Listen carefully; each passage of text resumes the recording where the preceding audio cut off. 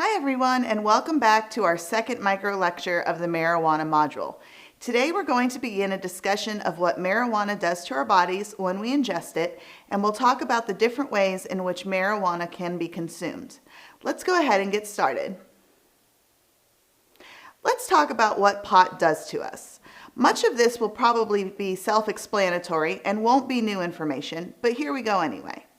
Marijuana produces quite an enjoyable high for users. It relaxes you, makes you feel calm and happy. While there is always the exception to the rule, marijuana does not make you act very crazy, and it does not make you act erratically. It's just a relaxing type of high.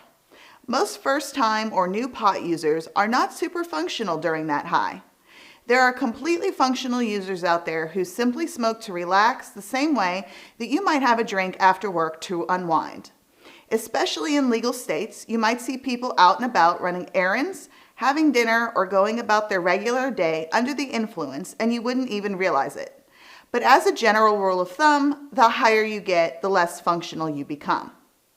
A good high will last between 2 to 3 hours, but it is always different for everyone. Of course, there are different factors that would influence someone's THC levels and their perceived high.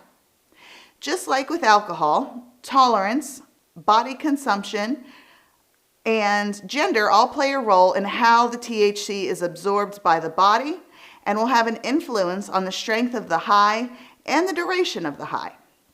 So in terms of tolerance, the more frequently of a smoker you are, the more marijuana you will need to consume to feel high. Frequent smokers also smoke more during a session than someone who is newer. Body composition, meaning height, weight, gender, and age, all play a role in how someone feels after their consumption. The type of marijuana and the level of THC used will also play a large role in the strength of your high. The higher the THC, the higher you get. Remember from our last micro lecture that some of these strains have up to a 35% THC level at the top end of things. Marijuana will have an effect on our motor functions, our thinking patterns, and our perceptions no matter how much we consume or whether we perceive ourselves to be high, which is why we know we shouldn't drive while high. In addition to the psychological effects that come from the high, there are a variety of different effects that can happen to our bodies. Commonly, smokers will experience dry mouth or cotton mouth and will feel an excessive need to drink something to get rid of that feeling. Users might also experience an elevated heartbeat. Remember that when you are using a depressant type of drug, then your heart has to work a little bit harder. Not dangerously so, but there is an elevated heartbeat.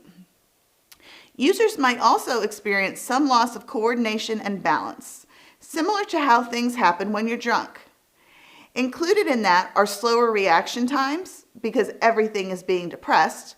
You won't react as quickly as you would if you were sober. Marijuana users also present reddening of the eyes. The blood vessels in the eyes are expanding once the weed is consumed. Elevated blood pressure is also commonly combined with some mental confusion. Sometimes experiences of short-term memory loss can happen. And finally, as you're aware, there may be feelings of intoxication without that bad hungover feeling that comes from alcohol. However, there is no hangover that comes from marijuana consumption. That's one of the primary arguments for legalization. Marijuana is considered safer compared to alcohol in some regards, and there are limited after effects to the user. Although there are benefits to using marijuana in legal settings, it has been negatively linked to critical thinking skills. Specifically, heavy marijuana use impairs attention, memory, and learning. Marijuana is a drug that affects the brain. You can experience short-term memory loss, and you won't be solving a lot of complex math problems while you're high. So critical thinking is often impacted too. This can happen in the immediacy during use, or it can happen in the long term. Heavy users report having worse memories than lighter users. Marijuana alters brain activity because residues of this drug persist in the brain. There are problems with recall, there are problems with repetition, comprehension, possibly learning new items, and processing memory. One of the reasons why is because THC residue stays in your brain for longer periods of time. There is some belief out there that all marijuana users lack motivation and have no desire to engage in productive pursuits. This is classified as amotivational syndrome. For those who support this theory, marijuana users are seen as apathetic, have poor short-term memory, have difficulty with concentration, and a lingering lack of interest in pursuing goals.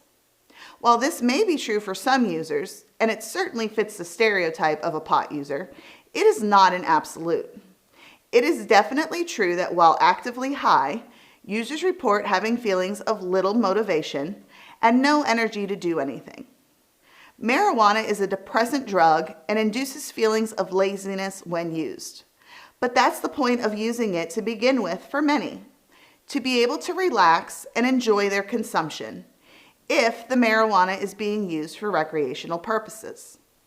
So in the short term, that's not much to worry about, but sometimes in the long term, heavier users will report prolonged feelings related to amotivational behaviors. But this isn't really a bad thing if you think about all the other behaviors that they could be engaging in. Individuals who drink a lot tend to drive drunk, get in fights, make poor sexual decisions, and sometimes commit crimes. People who take hallucinogens can be a danger to themselves and others based on what they're seeing around them. So if you're a marijuana smoker, you might just want to stay in the house and watch movies and eat food, and that's about it. It's not the end of the world in that instance.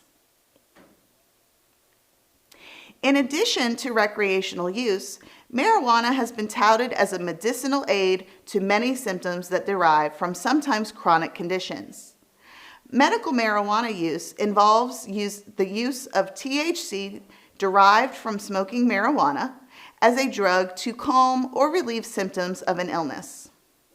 Some research shows that THC can be used for treating symptoms related to glaucoma, cancer, chronic pain, PTSD, and more.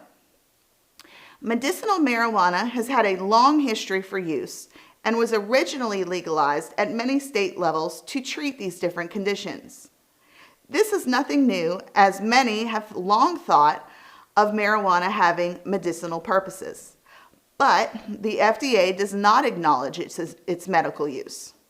So states are allowing for prescription marijuana use, but the federal government still lists it as a Schedule I drug. That's where much of the conflict has come between state and federal governments. We'll discuss this disjunct more in the next micro lecture when we focus on legalization efforts. As of 2023, 40 states plus Washington, D.C. have allowed for some version of medicinal marijuana use. Even Texas allows for medical marijuana under our compassionate use program, but it is very limited in its scope and who can qualify. In Texas, only the oil is allowed and only at 0.5% THC, which is considered a very, very low THC type weed. Smoking is not permitted, so this program extends to edibles and oils that can be consumed orally. The list of conditions is very limited in terms of who can qualify. During the most recent legislative session, there were bills proposing an advanced scope for the program, but those bills did not make any traction. Marijuana is prescribed in some areas, including Great Britain, as an antidepressant drug. And for the most part, it does exactly that. Marijuana makes you feel happy, relaxed, makes you laugh, and feel joyful. All of the things that would be great for a depressed person to be able to experience. So, it does the same thing that an antidepressant type drug would do without all of the terrible side effects of the prescription drugs. Marijuana can help with muscle relaxation as well. It's good for back pain, cramps, and basically anything else that makes your muscles spasm. Marijuana also helps with pain relief, as we said before. If you are a migraine sufferer, for instance, or have chronic headaches, the marijuana will help with alleviating that pain. This really extends to all types of pain, but is sometimes recommended for head pain. Finally, one of the main arguments for medical marijuana is appetite stimulation. The one thing we know to be absolutely true about marijuana is that it makes you hungry. Super hungry. And if you aren't sick, then you're just going to want to eat. We've all heard jokes about having the munchies when high. And if by chance you do have a chronic condition, cancer, AIDS, anorexia, or are a patient receiving chemotherapy or radiation, then smoking is going to make you want to eat, which is an excellent thing for a group of people who normally might not have an appetite. Medical marijuana has become increasingly popular since California's passage of its initial legislation in 1996. While 40 other states have followed suit in the years since, there are still many individuals who are against legalization of any kind. This will conclude the second microlecture on marijuana. We have one more to go in the final microlecture for the module, and we're going to spend some time focusing on legalization at the state and federal level and discuss the impact these efforts have had on the economic climate in many states. I'll see you back here next time for our final microlecture of this module.